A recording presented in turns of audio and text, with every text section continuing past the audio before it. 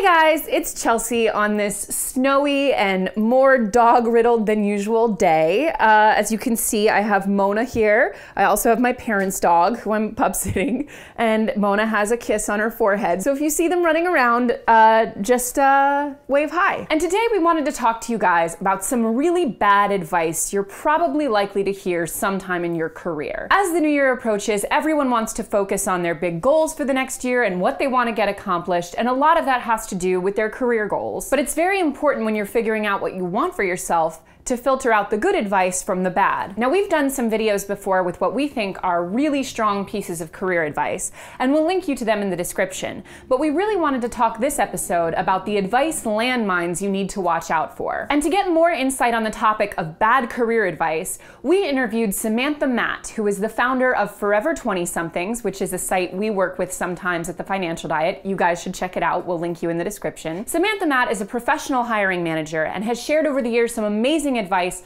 when it comes to picking the right job and making sure you get it in the smartest way. When we talked to her about how she makes her hires, she told us, "When I hire, I go through every single resume and cover letter I get. When I do this, I don't just look at job titles and company names. I look at experience outside work too. What has this person done outside work that shows their passion and drive? What interests does this person have that could benefit our company?" While job experience is important, there's a lot more than job titles and company names, and as a hiring manager, I always look beyond them. And when I asked her to share what she thought was the worst career advice people often get, she told us, "People say you have to schmooze. I hate that word, to get ahead. Whether it's going to drinks with coworkers regularly after work and drinking a lot, or being involved with company sports teams, you don't have to do these things regularly to get ahead, or at least you shouldn't. At one of my first jobs, I didn't feel like I was really part of the company until I attended an event and was taking shots with people in management. After this, people I'd never spoken to started saying hi to me in the office,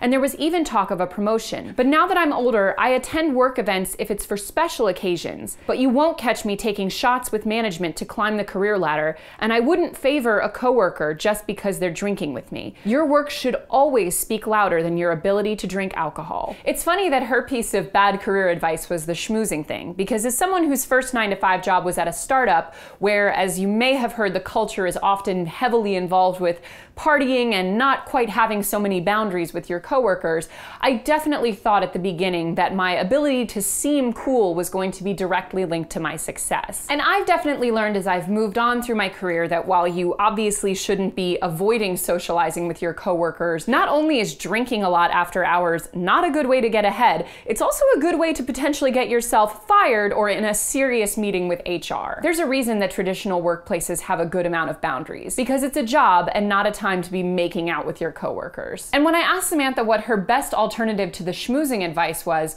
she told me, "Attend the work event, but don't drink too much." This is classic advice. In fact, it was exactly what my mom said to me when I was 22 and attending my first company outing. Did I listen to her? No. But I should have. Unless you become besties with a coworker or two, you're allowed to keep your work life professional. If you're good at what you do, you shouldn't have to fake climb your way to the top by drinking excessively. And when I asked Samantha to tell me what people tended to give the worst and the best career advice, she told me, "People who are insecure about their own role at work tend to give the worst advice. Whether that person thinks they could be laid off, replaced with someone younger, or simply is not confident in their abilities, these types of people usually project their insecurities onto others. And this also happens with people who have an old school work mentality or have trouble adjusting to change. Career advice now is simply not like it used to be, and the world is always changing. You have to stay on top of it. And the best advice tends to come from confident leaders who are always eager to learn and welcome change. These people have the ability to stay calm, cool, and collected in stressful situations. They watch and observe so much that they get insight into what works and what doesn't in the workplace. They don't think that they know everything. And in fact, they know that they don't, because they know that everything is always changing. So we wanted to round up some more of those really bad career tips you tend to hear often, and get a little bit into why they really don't work. One of the most common ones, and in my opinion most offensive ones, is find a job you love and you'll never work a day in your life. This is one of these general life advice maxims you always see floating around that simply will not die no matter how stupid it is. Basically, believing that finding a job that fulfills you means you will never feel like you're working inherently sets you up to fail, and it is guaranteed to make you feel unsatisfied. First of all, what about the people who cannot take the risks or do not have the financial flexibility to pursue a job that they really want to pursue? For a lot of people, the job of their dreams is something that is very, very unstable financially. And in order to make those leaps, one has to have perfect timing, the right connections, and also the financial freedom to leave their primary job at some point. So implying as though everyone is able to go after this dream job they love is a ridiculous thing to begin with. But even if you do work in something that is your primary professional passion, and you do feel like you genuinely love your job,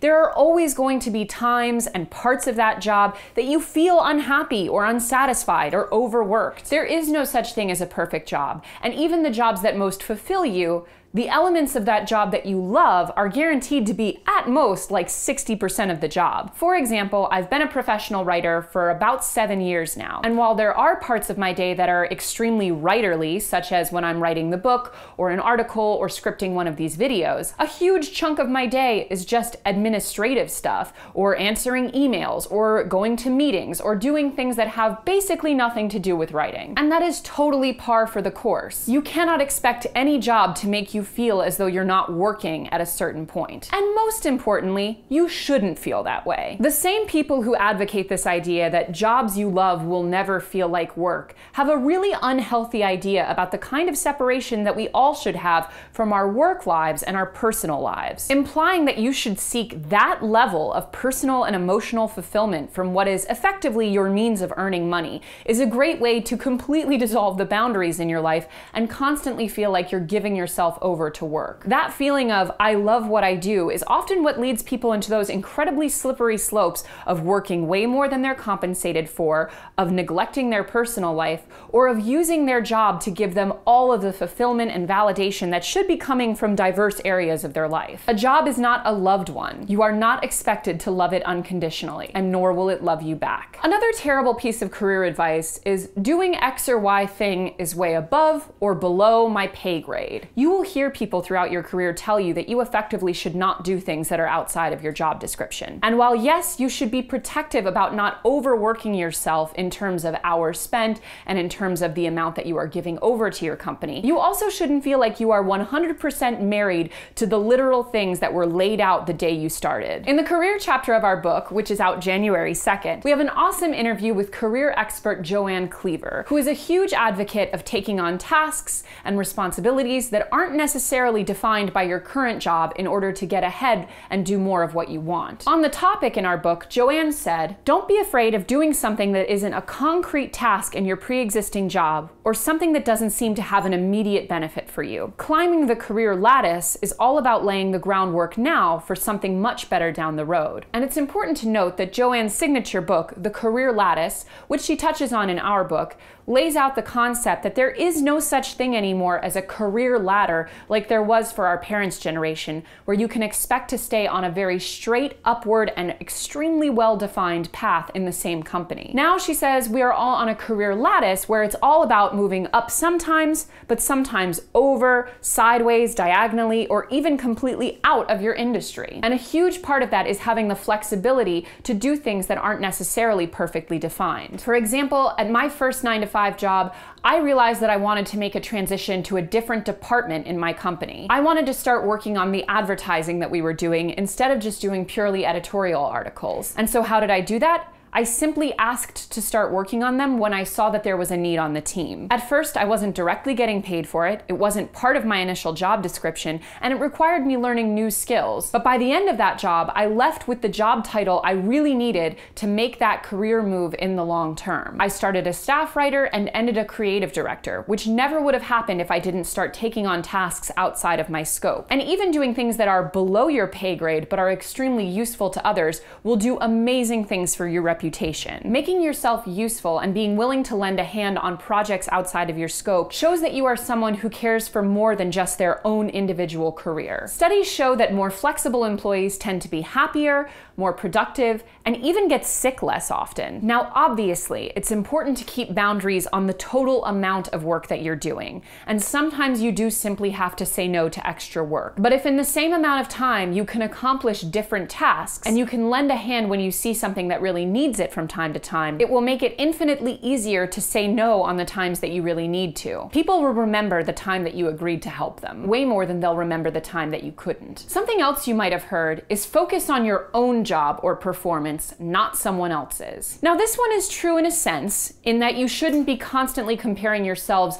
to colleagues where, let's be honest, you don't even know all the details behind what you're seeing. But your job is not the only one you should be focused on, because you should be focused on your bosses. Another extremely useful insight that Joanne gave us in the career chapter of our book was teaching us how helpful it is to one's own career to focus on making their boss look good and have an easier time. In the book, she says, your goal is to both be known by the right people and to be known for the right things. So how do you do that? Not with your boss. She has her hands full with getting you and your teammates to achieve the team's official goals. Never forget that one of the most important ways you can build your reputation is by making your boss look good.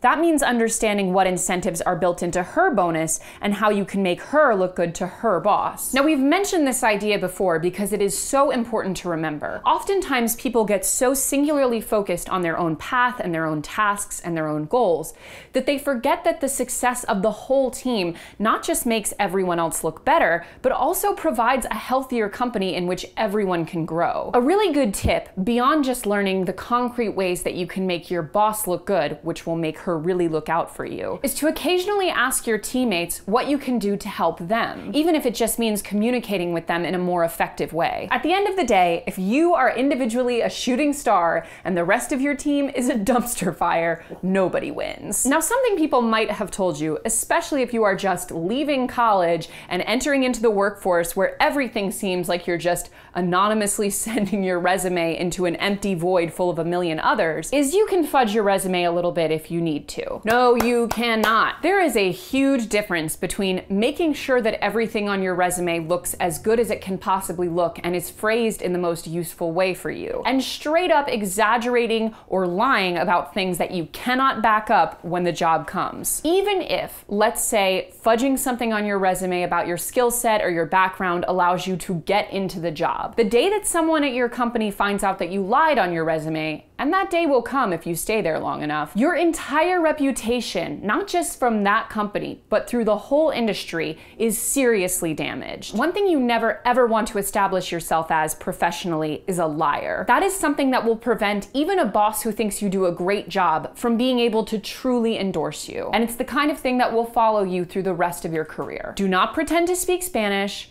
Do not pretend to know JavaScript.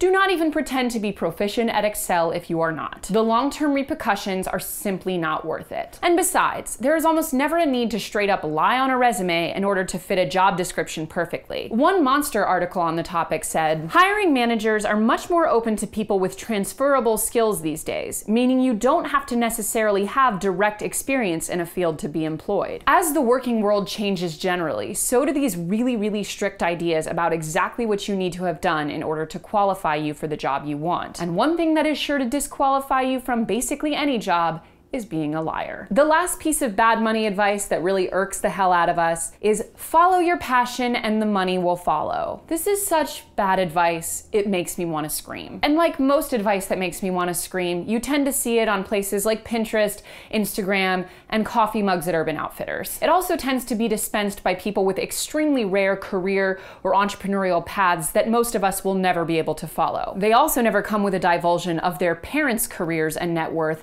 because if you actually look at the data at most successful entrepreneurs or people in super high competitive industries like acting, you would find that most of them come from a background that set them up to work in it, either because one of their family members did or because they had a shit ton of money to burn. But aside from the fact that this advice tends to be very difficult to follow and completely dangerous for most people, it perpetuates this notion that your professional fulfillment should be the direction of your life and the source of most of your happiness. Not only can one's passions be totally separate from their day-to-day work, And many people actually find that a more healthy way to live. Tying your financial success to your ability to do one very narrow thing is very, very difficult to sustain over the course of a lifetime. If you are able to make a healthy living off of your passion, the necessities of working that day-to-day job will eventually take away some of that initial joy and passion you had. It's natural. But the more likely scenario is that your very specific passion is not going to be lucrative enough to make it a day-to-day job. And repeatedly telling people that simply following that passion in a straight line is going to eventually manifest money in their lives is setting them up to feel like a failure throughout their career. We tend to heavily associate people's character with the work that they do, and believe that the work that they do is inherently a reflection of their total life. But the truth is that most of us just need to do work to live. We are not our jobs, and our jobs are not our character. A much more realistic goal is to say that you should always try to inject some of your passion into any work that you do. For example, if you are someone who loves to act,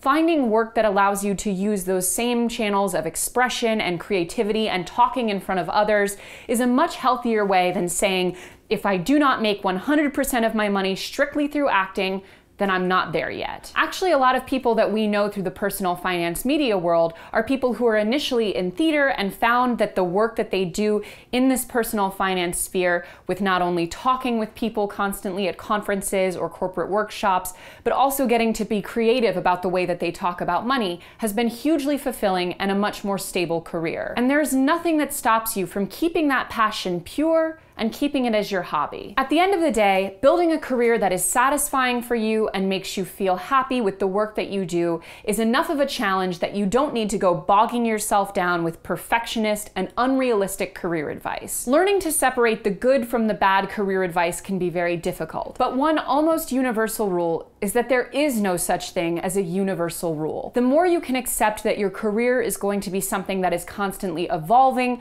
not just along with technology, but along with you as a person, the better you can apply the good advice to your own career. Stop thinking in absolutist terms and stop using advice that came from people who worked in a totally different career world, such as perhaps your parents or your college professors. Your work might not be exactly what you want it to look like every day, but it's not supposed to be. And the sooner you accept that work is never going to be perfect and should always be balanced with the rest of your life, the sooner you will be happy with what you have, instead of constantly looking for something perfect. So as always, guys, thank you so much for watching, and don't forget to hit the subscribe button and to come back every Tuesday for new and awesome videos. See you in 2018!